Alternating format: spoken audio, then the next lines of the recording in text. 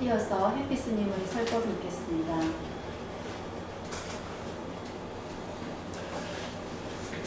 네, 안녕하세요. 수자다 부부님, 저기 할머니 되신 거를 축하해야 돼요? 아니면 아이고 어느새 할머니 되셨어? 라고 위로를 해야 돼요? 전 너무 좋습니다. 축하하는 게 맞네. 네. 그래, 저도 1월달에 손주가 태어났죠. 네. 그 확실히 아이고 이젠 늙었나 보다 하는 생각보다는 우와 좋다, 축하받을 일이 맞아요. 우리가 좀 그런 생각은 해볼 수 있겠어요. 이제 손녀, 손주, 손자, 선자. 네. 손자를 하면 그 할아버지가 좋아하나 할머니가 좋아하나 어쨌든 이제 우리 이제 두 분이 손자가 생긴 거예요. 참 한평생 이래 살다 보니까 어느 때에 엄마가 되고 아버지가 되고 그러더니 또 좀 시간이 지나고 나니까 이제는 할머니 할아버지가 되었어요. 뭐 그렇게 만약 그거 엄마 아버지가 못 되는 일이 사실 어렵죠. 할머니 할아버지가 못 되면 사실 어렵죠. 우리 저기 히티카 부부님 아직 할머니 못 됐지? 안 됐습니다.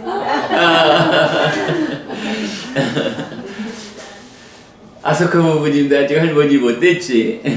한참 멀었습니다. 오늘 잠깐 준비하다가 그 전국 노래자랑 보니까 46살에 손자가 3살이더라. 46살이야.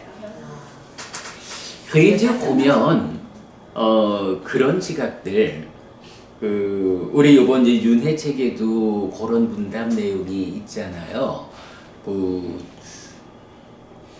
내 눈앞에 자식들이 있는 거 이게 뭐 다른 거야. 이게 그대로 내 삶을 이어가는 나의 윤회지. 요렇게 말하는 분들 있어요. 뭐 아마 살아 한평생으로 보면 내 아들, 딸이 유전적으로 나의 절반을 가지고 있고, 그죠? 나의 절반, 또 내 배우자의 절반, 이래가지고 내 자식들은 생겨났잖아요? 그런가 하면 이제 손주가 태어났다라고 하면, 이거는 또 따지면, 나의 절반의 절반밖에 안 갖고 있는 거야. 그러면 거기에 뭐가 섞이는 거예요? 나의 절반을 갖고 있는 지 엄마든 아빠든, 그리고 다른 부모의 절반을 갖고 있는 엄마든 아빠든 이래 되고, 그러면 또 거기에서 한 번을 더 내려가면 그 아이의 엄마 아빠의 입장에서 참 절반씩을 갖고 있으면 이제 할머니 할아버지의 입장이 되면 내 거 4분의 1밖에 안 갖고 있어. 그럼 4분의 3은 지 엄마 쪽으로, 또 절반은, 그러니까 4분의 2는 뭐 외가든 친가든 내 반대쪽에 우리 사돈댁 쪽 걸로 갖고 있는 거야. 그게 이제 증손자로 내려가면 어떻게 돼요? 8분의 1 되겠지 뭐. 그러면 나머지 8분의 7은 그만큼 나와 대등하게 자리를 차지하고 있는 다른 7사람의 유전자가 더해져 가지고 아이가 만들어지는 거야. 그 중에 나는 8분의 1밖에 없어. 그거 한 번 더 내려가면 32분의 1밖에 안 될 거 아니야. 물론 이제 과학자들이 인간의 유전자를 추적해 가면 인류의 선조까지로 뭐 이렇게 나가는 유전자에 의해서 인류의 역사가 이렇게 이제 누적되는 뭐 이런 얘기를 하잖아요. 근데 그거 보면 과연 그게 윤회라는 관점에서 타당할까? 수자타 부부님 어떻게 생각하세요? 요번에 태어난 육주나 먼저 얼마나 할머니가 보고 싶으면 육주나 먼저 나왔을까? 아 근데 그것도 아주 빠른 거 아니야.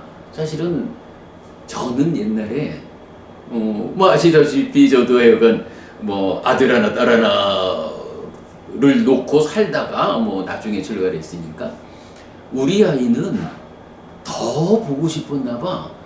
2달 먼저 나왔어. 그래가지고 예.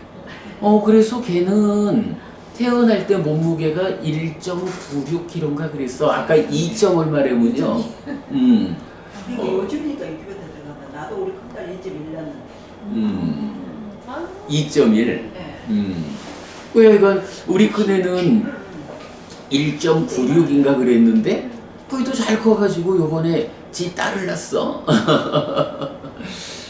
그런데 이제 하여간 뭐 보면 우리가 이제 어쨌든 중심적으로 삶을 보는 게 이제 업이라는 거고 그 업하면 떠오르는 게 뭐야? 업을 잇는 자 요거잖아. 중생이라는 나의 존재는 업을 잇는 자. 그래서 오늘 내가 어떤 행위를 했다, 어떤 업을 지으면 이 업의 결과를 쌓아가지고 지금의 내가 요번에 한 업의 결과를 쌓아서 지금으로부터 한 걸음 더 나아가는 지금에서 한 걸음을 더 이어서 다 변화하는 나를 만드는 것. 사실은 이제 업을 잇는다라는 말이 그거잖아요. 그래서 우리가 지금 보면 뭐 우리가 대략 뭐 아직 60년을 못 산 사람들도 있지만 60년을 못 산 사람도 있지만 이제 막 60 턱걸이 한 사람도 있고 시티카고 부님하고 나하고는 벌써 조금 있으면 70대 갈 거고 우리가 그래도 보면 히티카버 부님 정말 우리 생각해 보면 한 60몇 년 전에 뭐 버부님이나 저나 전 그때 태어나고 버부님 나는 좀 가난하게 살아가지고 어릴 때 힘들었어요. 그랬다 해도 히티카 버부님처럼 뭐라고? 간대만 걸치면 빨래를 넣을 수 있는 이런 산꼴은 아니었어. 그래서 사실 좀 가난하다라는 것이 어린 시절을 굉장히 좀 힘들게 그래 만들었지만 그래도 그 가운데에 나는 참 커다란 행운이 있었는 게 어찌 살다 보니까 절 밑에 살았던 거야. 그래서 제가요 절에 다닌 첫 번째 기억이 뭐냐 하면 대략 10살쯤 무렵에 그 강원도 원주가 지금은 그래도 뭐 중부 지역의 거점 도시라고 할 수 있는 몇 년 전에 인구가 30만을 넘어서 50만을 갈 거야 이렇게 이제 그래도 이제 그 한 지역의 중심지가 되지만 제가 고등학교 졸업할 그리고도 한참 동안을 거의 한 10만 명에서 12만 명 요 정도 인구였어요. 그래서 인구도 얼마 안 됐고 작은 지방 소도시였는데 어떻게 그 무렵에 그러니까 내가 10살 때 같으면 1968년 정도란 말이야. 그 무렵에 원주에 어린이 법회가 있었어요. 사실 어린이 법회라는 게 뒤에 가가지고 되게 생겨났잖아. 그때 이제 우리 제가 법사님 한 분이 서울에서 매주 일요일마다 원주를 오신 거야. 그때 서울서 원주 오려면 진짜 힘들었지. 지금이야 1시간도 채 안 걸리는 거리지만. 그래서 그 법사님이 오셔가지고 일요일마다 법회를 하는데 제가 약간 똘똘했어요. 그 기억이, 나는 교회는 안 가봐서 모르는데 교회 가면 그리 한다네. 우리도 마찬가지였어. 법사님이 이래저 법회하면서 질문하잖아. 내가 똘똘해가지고 손 탁 들고 대답을 하면 연필 한 자로 줘. 이랬었거든. 그렇게, 그러니까 내 기억이 10살 때 어린이 법회를 다녔던 기억이니까 뭐 어린이 법회가 그때 시작했든 좀 일찍 시작했으면 뭐 더 어렸어도 이건 다녔겠지. 그러다 보니까 원주라는 작은 도시에서 히티카 부부님처럼 간대만 걸치면 되는 그런 터 시골은 아니었지만 그래도 원주라는 작은 도시에서 사실은 굉장히 가난하게 성장하면서 많은 어려움이 있었죠. 그런데 참 운 좋게 절 바로 밑에 살다 보니까 그 어린 시절부터 절을 다니기 시작한 거예요. 그러니까 원주를 가면 우리 친구들한테는 뭐 해피스님 그러면은 그 아무개 그 학교 다닐 때부터도 불심사 다니던 그 친구 이렇게 나를 기억한다고. 뭐 덕분에 그 좀 어려움 이런 가운데에서도 도둑질을 안 하고 살았다고. 남의 물건에 손대지 않았다고. 뭐 확장해서 말하면 이제 우리가 5계를 5계에 어긋난 삶을 잘 살지 않은 거야. 어려서 이미 법회를 통해서 뭐 그거 잘 기억은 안 나지만 당연히 그러지 않았겠어요? 그때도 3기의를 했고 사홍서원을 했고 5계라는 거 당연히 배웠을 거 아니야. 그러니까 기본적으로 죽이는 일을 두려워했죠. 훔치는 일을 엄두를 못 냈죠. 그 나이에 불싸움까지는 관점이 없었다 해도 거기에 거짓말하는 일을 두려워했죠. 술이야 나중에 먹은 거니까. 그렇지만 그렇게 그 시절에 내가 덕분에 부처님 가르침을 배워 아는 아이로 성장을 한 거예요. 그러다 보니까 보통 말하는 그 경제적인 어려움 때문에 어긋나는 아이들, 친구들 가운데 많이 있잖아. 나는 다행히 일찍 절에 다니고 일찍 부처님을 만난 것 때문에 그 어떤 어려움 안에서도 지탄받을 일은 잘 안 하고 큰 거예요. 그게 뭐냐 하면 내가 그 나이에 그런 업을 지은 거잖아.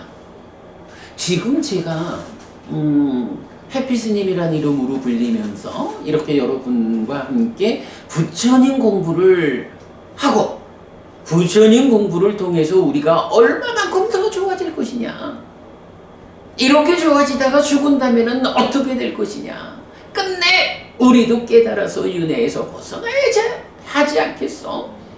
이런 일을 하면서 살 수 있게 된 게 따지고 보면 그 시절에 그렇게 부처님을 만나서 어린 나이에 나쁜 인성으로 치우치지 않아요. 그죠? 나쁜 인성으로 자라나지 않은 이게 그래도 지금 이런 모습으로 살아가는 나를 만든 거지. 그게 뭐예요? 바로 그러한 삶의 과정, 그렇게 해치는 업을 두려워하고 훔치는 업을 두려워하고 거짓말하는 업을 두려워하고 이래 살아온 이런 업을 이어가지고 한 60년에 살다 보니까 지금 그래도 우리가 공부하는 사람이 되어 있잖아요. 업을 잇는다라는 게 그런 거죠. 여러분 그 성장 과정에서부터 지금의 모습을 만드는 삶의 이야기가 있겠죠. 그게 업을 잇는 거야. 그죠? 내 행위를 살아가면서 내 행위의 결과가 나한테 쌓이면서 나 자신을 변화시키는 상태로 내가 연장되어 온 거. 요렇게 이제 업을 있는 자로 우리가 살아온 거예요. 그러면 이제 이런 업을 짓는 상태에서 아마 60년쯤 전에 그냥 좀 착했어. 애가 못된 아이는 아니었어. 요런 때하고 우리가 지금을 비교할 수는 없죠. 지금은 우리가 공부를 하잖아. 공부를 해가지고 부처님이 이끄는 삶의 방식을 직접 배워가지고 그렇게 배워 알고 실천하는 삶을 얼마의 강도로 실천하느냐 하는 것은 일단 두 번째고, 그렇게 삶의 방향을 잡아놓고 가고 있다. 이게 지금 우리가 업을 짓고 있는 거고, 앞으로 우리가 얼마의 삶을 더 살아갈 거냐라고 할 때 이 변화의 과정은 지금 공부된 만큼 모든 것이 가속도가 붙잖아요. 만약에 우리가 어릴 때는 좀 착했는데 커가면서 이런저런 해가지고 삶의 방향을 잘못 잡았어. 이러면은 퇴보할 수도 있지만, 그래도 다행히 이만큼 이어왔다면 이렇게 이어오는 하나의 길, 이 하나의 방향성은 이제 우리 삶에 가속도를 붙여주는 거야. 그러면 앞으로 우리가 살아갈 남은 세월은 훨씬 더 강력하게 나를 더 향상된 삶으로, 향상된 업을 이어서 변화하게 해줄 거라고. 업을 잇는다라는 것이 이런 거죠. 그리고 윤회한다라는 것도 이렇게 내가 내 한평생 살아온 이 업을 이어서 몸이 무너져 죽으면 또다시 다음 몸으로 이어가서 이러한 내 한평생의 업에 의한 변화된 삶을 이어서 또 내가 살아가는 거예요. 손주를 하셨는데 이 손주가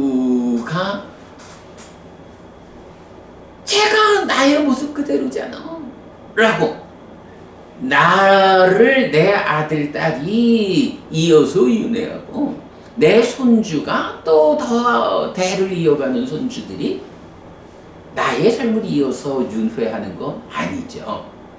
그런데 이제 윤회라는 주제에 대해서 이제 우리가 명확함을 제시하고 있지만, 여기에서 명확함을 갖지 못한 사람들은 윤회라는 내가 죽으면 또 태어나고 이렇게 삶의 과정을 업을 이어가면서 연기된 시기 윤회하는, 근데 이런 내용을 잘 이해하지 못하다 보면 윤회에 대한 확정적 관점을 갖기를 불편해하죠. 굳이 거부까지는 아니래도 그것을 불편해서 딱 수용하지 못하잖아. 그러다 보니까 하여간 지난번에 어떤 절에 갔더니 어떤 스님이 윤회 그거? 누가 나한테 윤회 얘기하길래 내 자식들을 봐! 너의 윤회가 있잖아! 이런 식으로 얘기를 했더니 와 스님 그렇습니다 하면서 아주 좋아하는 그런 겁니다 라고 얘기를 해. 그렇게 말은 할 수 있지. 그러나 출가한 사람이 윤회를 묻는 사람에게 그렇게 윤회를 설명하고 이끄는 거, 이게 부처님 제자로서 타당한가? 바로 그게 타당하지 않다라는 것을 그렇게 내 삶을 내가 이어가는, 나의 업을 이어서 내가 변해가는 윤회 말고 나의 몸을 DNA로 이어가지고 자식들이, 손주들이 따지고 보면 절반, 4분의 1, 8분의 1 나중에 가다 보면 나는 얼만큼 거기 내가 들어있는 거예요. 그죠? 이렇게 이제 그 삶에 대해서 윤회한다라는 것이 내가 어떻게 이어서 변화하느냐의 관점으로 나를 주인공으로 보지 못하고 엉뚱하게 몸을 DNA로 이어가는 이렇게 보는 거 참 온전하지 못하다. 그 부분은 우리가 꼭 좀 지적을 해야겠다. 뭐 그렇게 이제 우리가 내 삶의 연장선을 마음을 중심으로 보아야 하는 거. 이게 이제 부처님이 알려주는 그 업을 이어가는 나고. 뭐 그럼에도 불구하고 나의 유전자를 4분의 1밖에 안 갖고 있는 손주가 태어나도 무척 기뻐요. 그게 이제 사실 왜 그러냐 하면 나라는 것이 마음이 중심이 되어가지고 업을 이어서 살아가지만 지금 뭐니 해도 지금 이 몸으로의 삶이 가장 중요한 거잖아요. 다음 몸으로 살아가는 다음 생은 내 마음이 나의 정체성을 꿰뚫어가면서 이어지지만 어쨌든 그건 미래고 중요한 거는 지금 내가 나의 마음과 나의 몸으로 구성해가지고 살아가는 지금이 가장 중요하죠. 그럴 때에 내 유전자를 절반 나누어 가진 아이들, 내 유전자를 4분의 1 담고 있는 손주들, 귀하죠? 사랑스럽죠? 아주 귀하고 사랑스러운 아이들이 태어나는 건데 뭐 그런 관점에서 수잡다 두 분께 4분의 1의 유전자를 가지고 태어난 그런 손주가 생긴 거 축하드려요. 잘 키우시고 우리가 이제 모든 게 그렇잖아. 뭐 낳기만 하면 부모가 할 바를 다 하는 건 아니잖아요. 그래서 이제 우리가 뭐 마찬가지 그 윤회책에서도 그런 내용을 담고 있지만 부모 자식 관계라는 것도 생각해 보면 나의 자식이라는 게 내 유전자의 절반을 갖고 있다라고 하지만 사실은 그것만 있는 게 아니야. 그러니까 내 유전자 절반, 나의 배우자의 유전자 절반 이래가지고 아이가 태어나 있지만 정작 우리가 유전자로 물려주는 건 몸밖에 없잖아. 그러면 그 아이의 절반밖에 만들어주지 못하는 거거든요. 그러면 그 아이의 절반, 그 마음은 어디서 와? 그치? 우리가 자식을 낳았다라고 할 때는 몸 만들어주는 것밖에 없는 거야. 그럼 그 아이의 마음은 어디서 와? 자기의 전생에서 오잖아. 그래가지고 부모가 만들어주는 몸에다가 자기의 전생에서 오는 마음이 만나서 그 아이가 된 거잖아. 이게 이제 그 살다 보면 재밌는 게 엄마들 그런 표현 많이 하죠. 내 배 아파 낳았는데 어찌 저 모양이야. 그치? 아니 내 배 아파서 낳았는데 어찌 저래 말을 안 듣고 전혀 남의 새끼 같고 말이야. 뭐 이런 문제를 지적을 하잖아요. 속상하지. 그거 생각해 보면 우리가 좀 조심할 필요가 있어. 내 배 아파 낳았다라는 거는 말은 맞는데 그럼 내 배 아파서 낳아준 게 내 아이의 모두냐? 하면 아니란 말이야.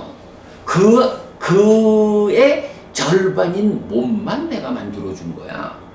그러면 여기서 애가 좀 마음에 안 들어, 좀 속상해. 그러면 내 배 아파 낳았는데 어째 저 모양일까? 라고 원망하는 것이 옳은 게 아니고 에이구 내가 그저 몸밖에 만들어주지 못했는데 마음으로 찾아와서 나의 소중한 아이로 살아주는 이 아이에게 마음으로 찾아와준 그 고마움, 이걸 내가 잘 보지 못하고 내가 못 만들어준 것만 가지고 유세를 떨었구나. 원망하는 일이 아니라 반성을 해야 하는 거. 그죠? 그러니까 내가 그 책에도 딱 그런 표현을 썼어. 내 배 아파 나왔는데 어째 저 모양일까라고 원망하지 말고 내가 그저 몸밖에 주지 못했는데 마음으로 찾아와서 나의 소중한 아이가 되어서 함께 살아주는 이 고마움에 대해서 내가 고마움을 충분히 갚아주지 못한 반성. 아마 우리가 뭐 다 그만큼 살아봤잖아요. 부모 자식 간의 문제가 사실은 뭐 여기 계신 분들은 뭐 다 그렇게 자식 때문에 크게 고생하지 않는 것 같은데, 자식이 어긋나기 시작을 하면 참 그것처럼 힘든 게 없잖아요. 그런 문제의 대부분은 원망하는 마음 대신에 반성하는 마음으로 아이를 보면 해결이 될 것 같아. 아이의 입장에서도 마찬가지죠. 애들 그런 얘기 하잖아. 아니, 낳았으면 책임져야 될 거 아닙니까? 그치? 아니, 엄마 입장에서는, 아빠 입장에서는 내 배 아파 나왔는데 어째 그 모양이냐 라고 말할 수 있지만, 아이들 입장에서는 아니, 낳았으면 책임져야 되는 거 아닙니까? 내가 뭐 금수저로 낳아주지 못한 거 탓하지 않잖아요 이러면서 흙수저로 태어났다 해도 책임은 져줘야지, 이렇게 부모를 원망하는 아이들이 많잖아. 그 아이 입장도 그런 거야. 낳았으면 책임을 져줘야지요 라고 원망하기 이전에 내가 전생의 삶을 살다가, 그죠? 전생의 삶을 살다가 어떤 형편에 의해서든 몸이 무너져 죽었어. 그랬을 때 몸을 잃은 나에게, 내 마음에게 태어날 자리로 나에게 몸을 만들어주신 우리 부모님, 이건 생각하면 책임져요 이러기 전에 나를, 내가 자리 잡을 수 있도록, 내가 인간으로 태어날 수 있도록 나에게 몸을 주신 이 고마움이 있어. 살다가 어려움이 있다라는 게 꼭 몸에 의해서 생겨나는 어려움 뿐인가? 훨씬 더 많은 부분은 마음의 문제, 마음에서 생겨나는 어려움이죠. 그러면 이 마음에서 생겨나는 이 어려움에 대해서 왜 그것까지 책임져 주지 않습니까? 라고 부모를 원망해야 하느냐?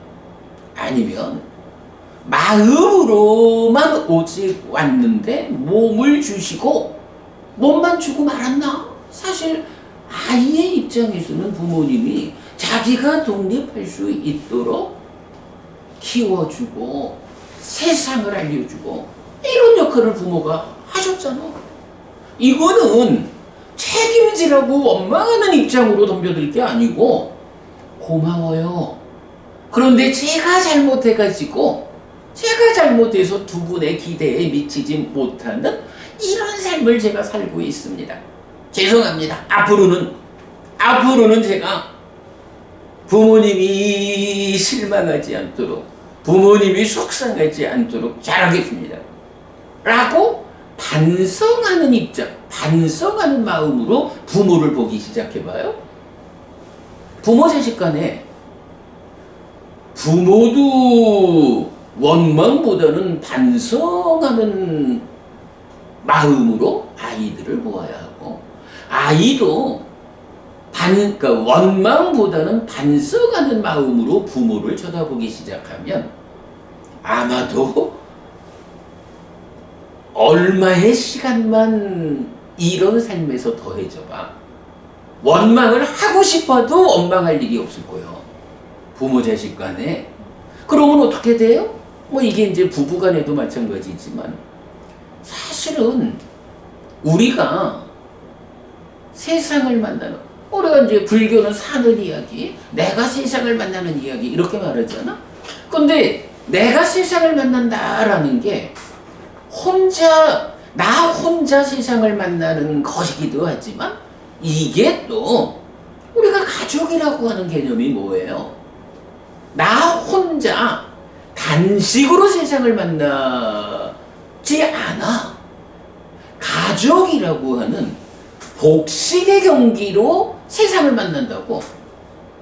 복식으로 그러니까 내가 가족과 함께해서 우리가 되어가지고 세상을 만나는데 여기서 반성보다 원망의 마음으로 이 가족이 구성되면 우리라고 하는 이 복식 경기의 주자들이 우리끼리 다투느라고 세상을 반대로 싸울 수가 없는 거예요. 세상을 상대로 이길 수가 없죠. 그러면 뭐 세상을 상대로 진다라는 게 뭐야? 아소카 부부님 실패경. 그게 세상을 상대로 패배하는 삶이지 뭐, 그지? 그래서 세간적 실패의 중심, 인간관계, 돈, 건강, 요 세 가지 있잖아. 그 밑에 계가 있고 더 밑에 견해가 있고 우리가 지금 이런 이야기 함께 하고 있는 거죠. 이렇게 보자면 어떤 마음, 정말 원망하는 마음 말고 반성하는 마음으로 부부도 그렇게 뭐 두 분 뭐 잘 그리 하시는 줄 알고 많이 싸운다며?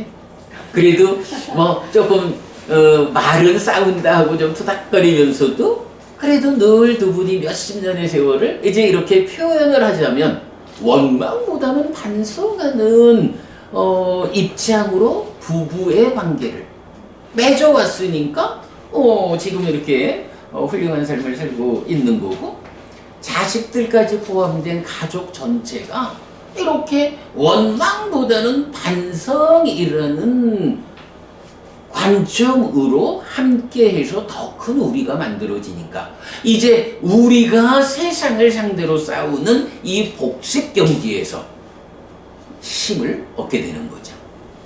요런 부분이 참 중요하다 싶어요. 그러니까 손주가 찾아와 준 거 아주 축하드리고 그러고 보니 나도 내 손주가 찾아와 준 거 아주 고맙고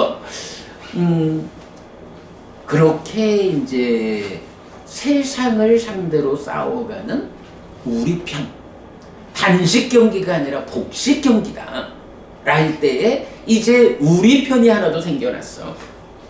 이제부터는 두 분이 또 두 분의 따님과 사위가 그리고 이제 태어난 아이가 어떤 형편으로의 우리 편이 만들어지느냐. 그래서 우리가 복수의 형태로 복식 경기를 세상과 치를 수 있느냐. 여기에서 딱 요 표현 원망보다는 반성.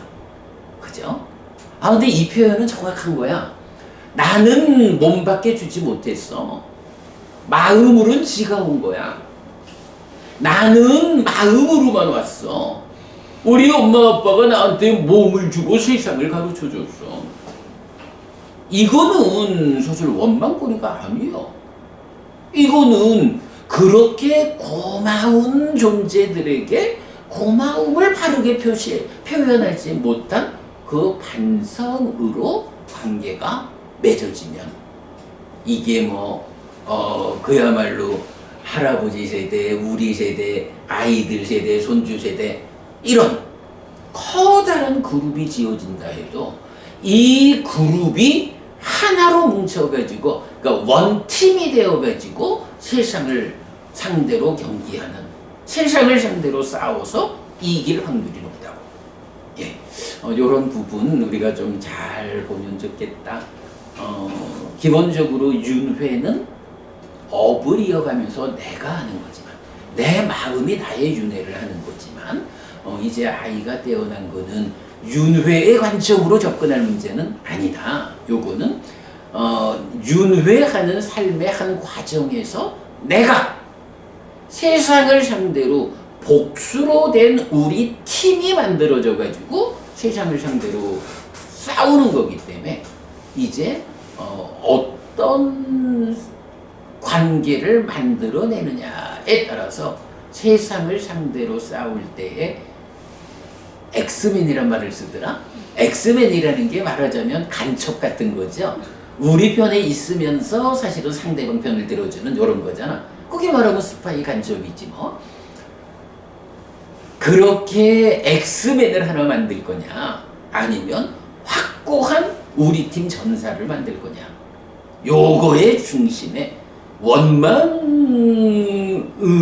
대할 거냐, 반성으로 대할 거냐, 이런 삶의 구성관계, 요렇게 접근을 하면 참 커다란 도움이 되겠다. 윤회라고 하는 것도 생각해 보면 이런 점에서도 우리 삶의 한 부분으로 윤회가 자리한다. 이렇게도 볼 수 있겠어요. 자, 오늘 뭐 그 얘기를 좀 하려고 생각을 했는데 마침 선주를 하신 말씀을 하셔서 그렇게 좀 연결해서 말씀드려봤는데 정말 뭐 아이들하고 잘 지내시는 줄 알고 있고 이제 새로 태어난 그 귀한 손자 그런 관계로 잘 맞이하셔가지고 살아있는 내내 좋은 우리 편으로 만들어 사시기 바래요. 그게 참 중요하다고 생각해요. 자, 우리 보면 뭐 요런 이야기를 그 풀과나무 토막경에서 담고 있어요. 그러니까 DNA로 윤회한다라고 말하는 거는 그거는 윤회의 정신이 아니고 그거는 이제 인류의 역사를 말하는 게 되고 그래서 풀과나무 토막경 285쪽 보도록 하겠습니다. 사실 풀과나무 토막경은 기존의 해석과 번역은 아주 작은 부분의 번역의 애매함 때문에 자칫하면 인류의 역사, DNA로 연결되어가는 인류의 역사가 끝없다. 요렇게 이해될 수 있는데 제가 그 부분 감안해가지고 인류의 역사가 아니라 업을 이어가는 나의 역사, 나의 윤회의 역사가 시작이 알려지지 않을 만큼 길다. 이렇게 잘 번역해 놨거든요. 자, 풀과나무 토막경 독송하도록 하겠습니다. 자, 15번 상류따 1번 풀과나무 토막경입니다. 이렇게 나는 들었다. 한때 세조는 사와티에서 제타와나의 아나타핀디카 사원에 머물렀다. 거기서 세조는 비구들이여라고 비구들을 불렀다. 대덕이시여라고 그 비구들은 세존에게 대답했다. 세조는 이렇게 말했다. 비구들이여, 윤회는 시작이 알려지지 않는 것이다. 무명에 덮이고 애에 묶여서 옮겨가고 윤회하는 중생들에게 처음 시작점은 알려지지 않는다. 예를 들면 비구들이여, 어떤 사람이 이 장부뒷바에 있는 풀과 나무토막과 가지와 잎들을 잘라서 함께 모은 뒤에 손가락 4개에 해당하는 만큼씩을 작은 그릇에 담아서 이것은 나의 어머니의 것, 이것은 그 어머니의 자식이었던 나의 어머니의 것이라며 놓는다고 하면, 비구들이여, 이 장부뒷바에 있는 풀과 나무토막과 가지와 잎들을 모두 쓰고 모두 소진되어도 어머니의 자식이었던 그 사람의 어머니들은 끝나지 않을 것이다. 그것의 원인은 무엇인가? 비구들이여, 윤회는 시작이 알려지지 않는 것이다. 무명에 덮이고 애에 묶여서 옮겨가고 윤하는 중생들에게 처음 시작점은 알려지지 않는다. 이렇게 오랫동안 비구들이여, 그대들은 괴로움을 경험하고 경멸함을 경험하고 불행을 경험하고 무덤을 증가시켰다. 그러므로 비구들이여, 모든 행에 대해 염호하는 것이 마땅하고 이탐하는 것이 마땅하고 해탈하는 것이 마땅하다.